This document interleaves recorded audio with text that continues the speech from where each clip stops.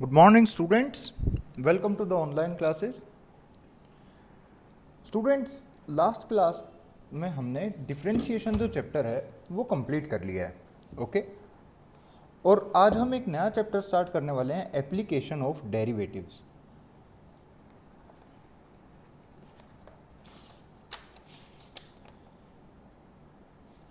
मैं आप लोगों से ये जानना चाहता हूँ कि क्या आपने ये 23 क्वेश्चंस जो मैंने आपको बोले थे, क्या आपने प्रैक्टिस किए या नहीं किए. ठीक है, आप मुझे व्हाट्सएप पे पर्सनली मैसेज करके बताइए या फिर यूट्यूब पे कमेंट करके बताइए. प्लीज़ मुझे बस ये बताइए कि आपने ये जो यहाँ तक आपने ये काम किया या नहीं किया. ठीक है, मैं बिल्कुल आपको डांट नहीं मारने वाला और पीट तो अभी बिल्कुल नहीं सकता, लेकिन मैं बस जानना चाहता हूँ कि किस किस स्टूडेंट ने ये काम किया और किस किस स्टूडेंट ने ये काम नहीं किया.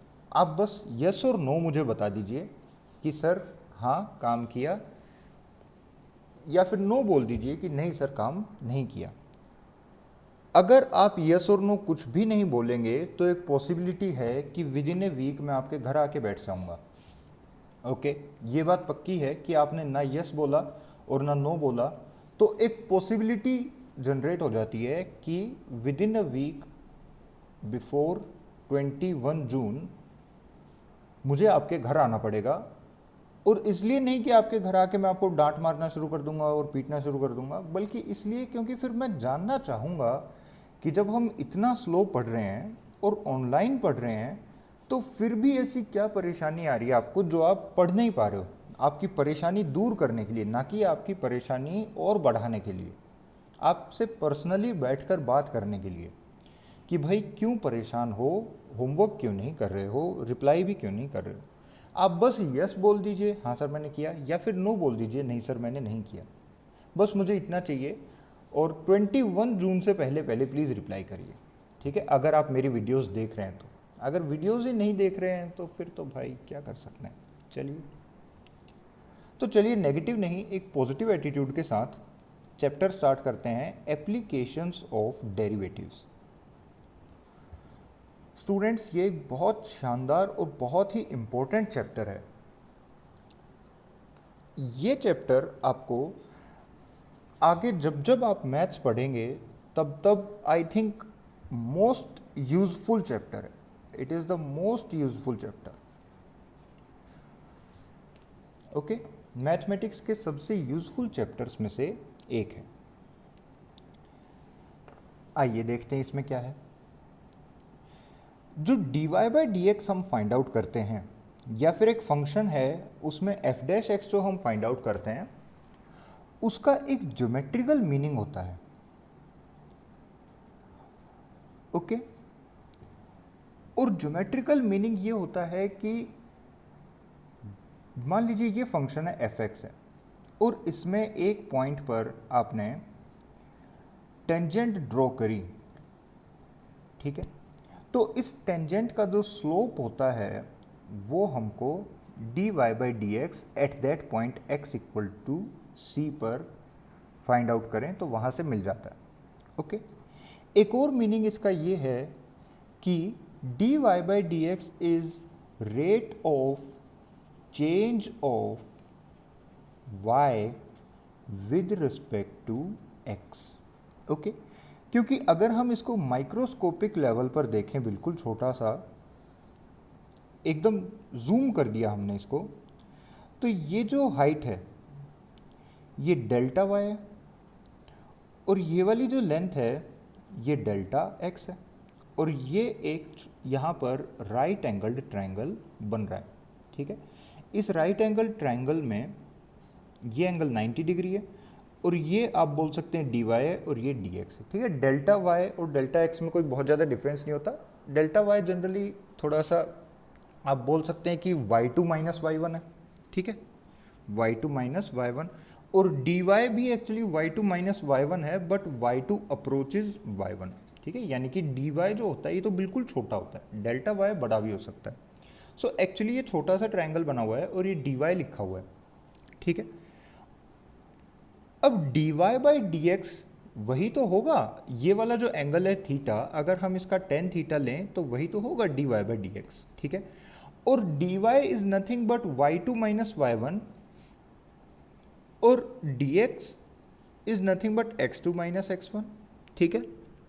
when the point 2 is approaching point 1, point 2 जब point 1 को बिल्कुल क्लोजली लाई करेगा, point 2 जब point 1 को अप्रोच करेगा यानी कि point 1 के बिल्कुल क्लोज लाई करेगा, तो उस केस में y2 minus y1 upon x2 minus x1 को ही हम dy बाई dx बोल देते हैं। ऑलराइट, सो y2 माइनस y1 मतलब डेल्टा y और x2 माइनस x1 मतलब डेल्टा x, यानी कि change in y when we change the x। जब हम x1 को x2 तक ले गए तो y1 भी y2 तक चला गया, तो ये y में कितना चेंज आया divided by a fixed change in x, यही dy बाई dx है, ठीक है।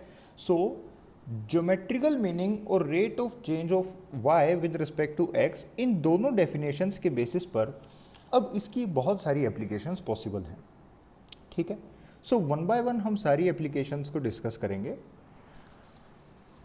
फर्स्ट ऑफ ऑल ये देखिए कि एक फंक्शन है इंक्रीजिंग और स्ट्रिक्टली इंक्रीजिंग,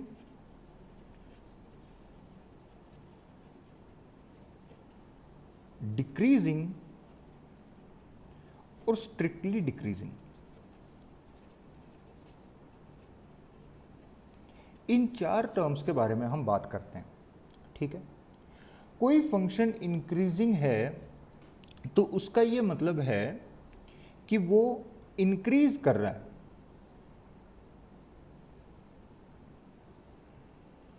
इंक्रीज कर रहा है मतलब अगर आप ग्राफ में लेफ्ट हैंड साइड से राइट हैंड साइड जाएंगे तो वैल्यू बढ़ती ही बढ़ती जा रही है, ठीक है। इंक्रीजिंग फंक्शन को आप नॉन डिक्रीजिंग भी बोल सकते हो,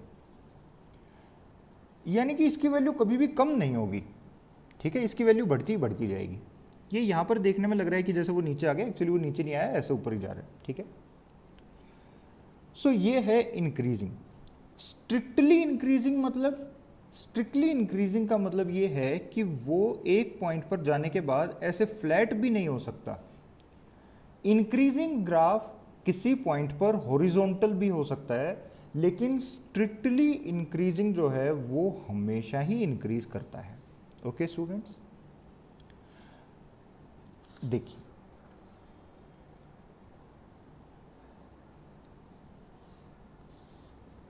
सपोज करिए कि ये ग्राफ बनाया y equal to F X का, और ये एक इंक्रीजिंग फंक्शन है, या फिर बोल लेंगे एक स्ट्रिक्टली इंक्रीजिंग फंक्शन है।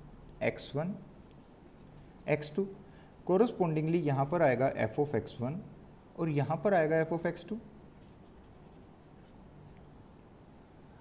अब अगर x2 बड़ा है x1 से, तो अगर इस पर्टिकुलर केस की मैं बात करूं तो आपको पता चल रहा है यहाँ पर देखने से कि f ऑफ x2 भी बड़ा है f ऑफ x1 से। ऑलराइट, तो ये वाला जो फंक्शन है, ये जो डेफिनेशन है, ये स्ट्रिक्टली इंक्रीजिंग फंक्शन की है, स्ट्रिक्टली इंक्रीजिंग फंक्शन।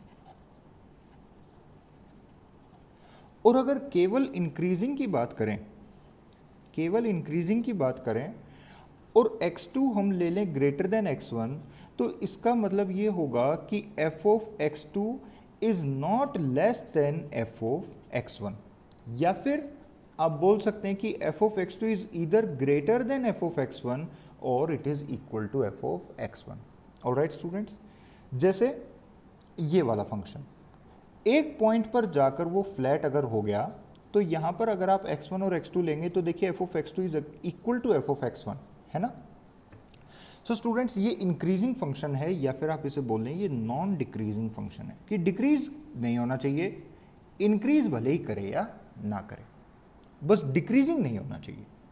ओके, और स्ट्रिक्टली इंक्रीजिंग मतलब इंक्रीज होना ही होना चाहिए, डिक्रीज होने का तो मतलब ही नहीं, ये फ्लैट भी नहीं हो सकता। हर पॉइंट पर जैसे ही आप आगे मूव करेंगे इसकी वैल्यू बढ़ती ही जाएगी, बढ़ती ही जाएगी, बढ़ती ही जाएगी, ठीक है स्टूडेंट्स। और हमेशा लेफ्ट टू राइट चेक करते हैं, लेफ्ट टू राइट आप देखिए, आप जा रहे हैं और वैल्यूज बढ़ती जा रही हैं। ऑलराइट, ऐसे ही हम स्ट्रिक्टली डिक्रीजिंग और डिक्रीजिंग फंक्शंस को भी डिफाइन कर सकते हैं। Strictly decreasing. स्ट्रिक्टली डिक्रीजिंग वो फंक्शंस हैं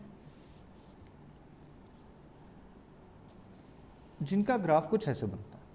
ऑलराइट, यहां पर आपने लिया x1 और यहां पर आपने लिया x2, तो ये हो गया f of x1 और ये हो गया f of x2।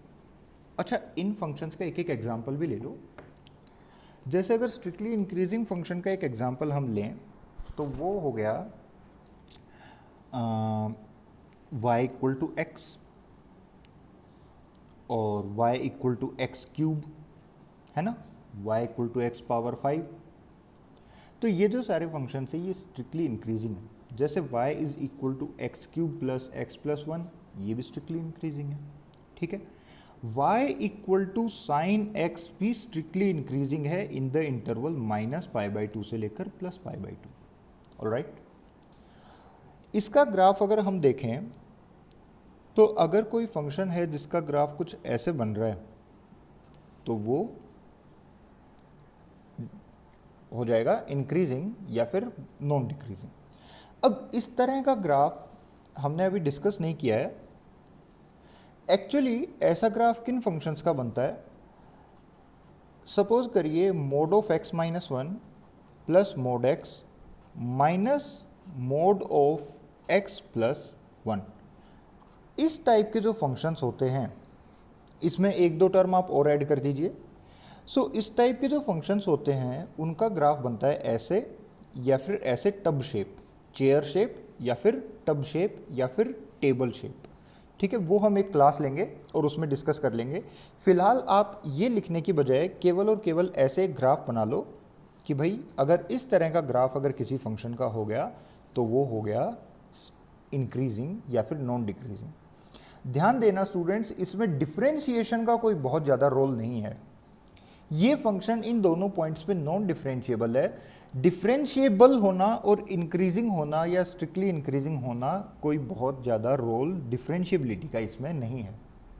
जैसे अगर बात करें हम y is equal to X power 1/3 की, तो y equal to X power 1/3 का ग्राफ बनता है कुछ ऐसे, जो कि 0 पर नॉन डिफरेंशिएबल है, लेकिन ये एक स्ट्रिक्टली इंक्रीजिंग फंक्शन है।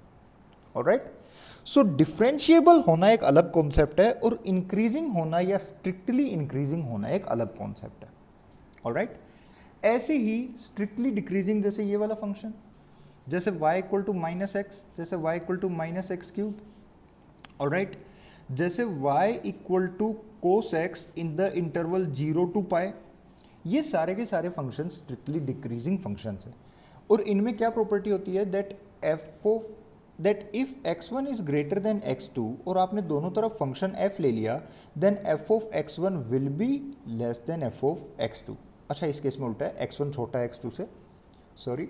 सो x2 is greater then x1 और अगर दोनों तरफ आप फंक्शन f ले लें तो f ऑफ x2 देखिए नीचे लाई कर रहा है, f ऑफ x1 ऊपर लाई कर रहा है। सो f of x2 is less than f of x1।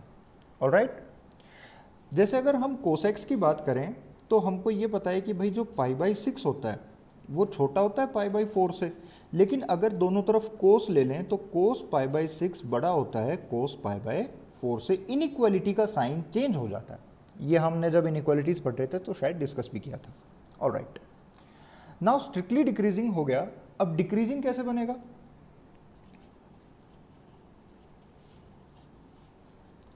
Decreasing के लिए स्टूडेंट्स बिल्कुल वो डिक्रीज तो करता ही करता रहे, लेकिन इंक्रीज कभी नहीं करना चाहिए। अगर इस तरह का ग्राफ बन रहा है, इंक्रीज नहीं कर रहा है, ये हॉरिजॉन्टल हो गया यहाँ पर, तो इसको हम बोलेंगे डिक्रीजिंग या फिर नॉन इंक्रीजिंग। ऑलराइट, डिक्रीजिंग या फिर नॉन इंक्रीजिंग। इसमें एक कंडीशन होती है कि अगर x1 मान लीजिए यहाँ पर है और x2 यहाँ पर है और x2 ग्रेटर देन x1 है, तो f ऑफ x2 किसी हाल में भी greater than f of x1 नहीं होना चाहिए।